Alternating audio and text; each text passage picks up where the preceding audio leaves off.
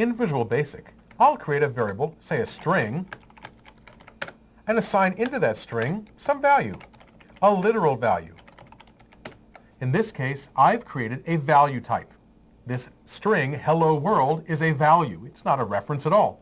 But I can convert it to a reference type by just calling a method of it. Let's call substring, and substring allows you to pass an index as one overloaded value, or perhaps an index and a length. I'll do that. Index, start the third character, take 5. And what have we done here? We've called a method of a literal type. That's not possible. Under the covers, .NET has taken that literal value, that is a value type, hello world, converted it to a reference type, so now you can call methods of it, and once it gets the retrieved value, the substring starting at 3, taking 5 characters, it's placed it into X, and again we're treating it as a value type. This technique is called boxing. You're taking a literal value, boxing it into a reference type, and working with it there. You'll see this used all over code that people write for .NET, so you shouldn't be confused. You're just doing boxing under the covers. Arrays are another area of problem in the conversion from VB6 to VB.NET. In VB6, when you declare an array, you can leave off the lower bound. When you say dim x and in parentheses 3 as string, VB6 gives you 4 array elements and they're numbered 0 through 3. However, if you use option base 1, they'll be numbered 1 to 3, and there's no way from within the code to programmatically tell if option base is set to 0 or 1. You can use the ubound function and the lbound function to tell what the upper and lower bounds are, but you can't tell what that option base is set to.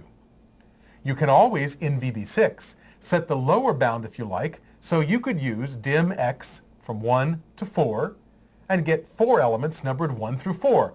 And as a matter of fact, this is how I've always taught VB6 developers to write arrays. I was wrong, because in VB.NET, you're not allowed to specify a lower bound. You can only have arrays starting at 0 if you dimension them this way.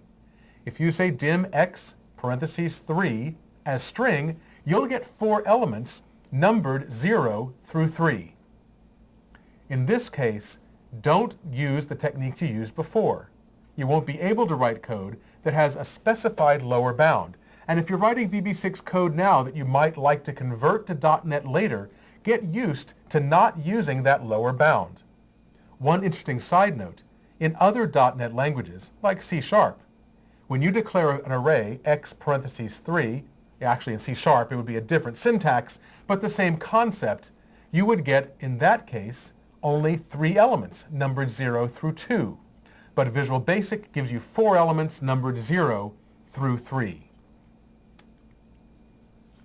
One of the confusing and somewhat embarrassing parts of VB6 was the different ways you could call procedures, with or without parentheses.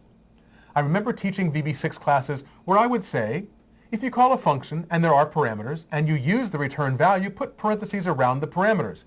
If you don't use the return value, you don't put parentheses around the parameters, unless you use the call keyword when you do, and it got so confusing that everyone looked back with glazed eyes at me. In VB.NET, whatever you call a procedure, whether or not you use the return value, you always put parentheses around the parameters. End of story. Declaring variables has changed as well. In VB6, if you typed code like dim x, y, z as integer on one line of code, all you experienced VB6 developers know what you would have ended up with. You'd get one integer, z, and 2 variant values, x and y. In VB.NET, the same statement gives you 3 integer values as everyone expected it should, even in VB6, where it didn't work that way. You can now safely declare multiple values of the same data type on the same line of code and get what you might expect. Returning values from procedures. In VB6, there was only one way to do it. You would assign a return value to the name of the function, and when the function happened to drop out the bottom, or you hit an exit function or exit sub, the caller would see the value you set, as in this example.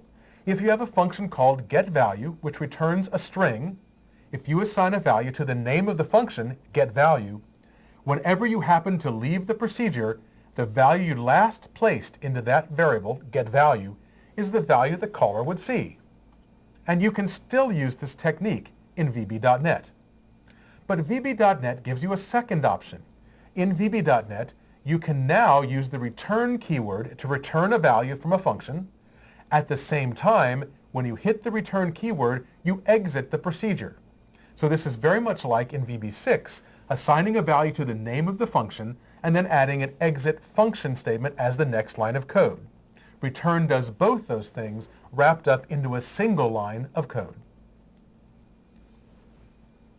Finally, in VB.NET, you can define a variable and assign it a value on the same line of code. For example, dim x as integer equals 5 would both declare the variable x and assign a value into it, 5. You can also use a construct which allows you to instantiate and declare a variable on the same line. For example, if you wanted to work with an ADO.NET dataset object, you could say dim ds as dataset equals new dataset with parentheses at the end of the line. We'll discuss why those parentheses must be there in just a moment. But dim ds as dataset equals new dataset not only declares the variable at that point of execution when the code hits that line, when you add the equals new dataset to the end of the line, it will also at that point go out and instantiate a new dataset object and return a pointer to it into the variable ds. If you look at the last line of code on this slide, the dim ds as new dataset, that is, looks like VB6 code, is a shortcut for the second line of code on the slide, dim ds as dataset equals new dataset.